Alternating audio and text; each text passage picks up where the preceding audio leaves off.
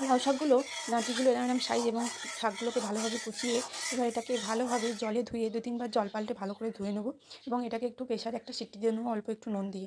ভালো করে শাকটা ধুয়ে নিতে হবে, তারপর সিটি দিতে হবে। তেলটা গরম হয়ে গেছে কড়াইয়ে, এবার এতে অল্প একটু 5 ফোড়ন দিয়ে দেবো। তেলে একটু পেঁয়াজ বাটা দিয়ে দেবো, এই পেঁয়াজ বাটা একটু ভেজে নেব। পেঁয়াজ বাটাটা ভালো করে একটু ভেজে নেব।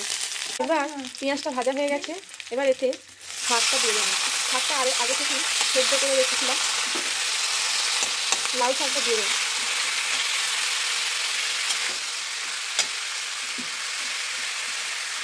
লাউ শাকটা ধুয়ে প্রেসারে একটু নুন দিয়ে প্রেসারে সিটি দিয়ে রেখেছিলাম, এবার শাকটাকে দিয়ে দিলাম।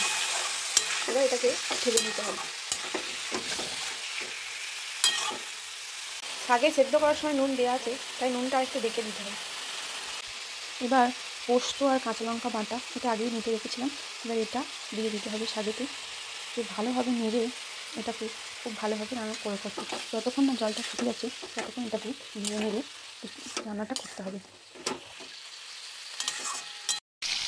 দেখুন পোস্তটা যেটা দেওয়ার পর অনেকটাই জল হয়ে যাবে অল্প, এটাকে ততক্ষণ রান্না করতে হবে যতক্ষণ না জলটা শুকিয়ে একদম শাকটা শুকনো শুকনো না হয়ে যায়, ততক্ষণ এটাকে নেড়ে দিয়ে রান্না করতে হবে। যখন রসটা একটু মরে আসবে ওপর থেকে সর্ষের তেল, কাঁচা সর্ষের তেল ছড়িয়ে একটু ভালো করে নেড়ে নিতে হবে।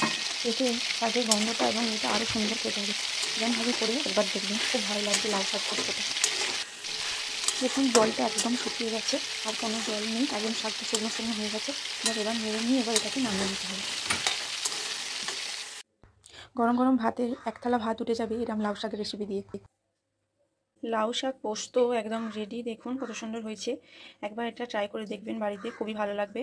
এবং এটা নিরামিষ, পেঁয়াজ ছাড়াও এটা নিরামিষও খুব ভালো লাগে। পোস্ত আর কাঁচা লঙ্কা দিয়ে এটা খুব সুন্দর লাগে খেতে, এবং একবার ট্রাই করে দেখবেন।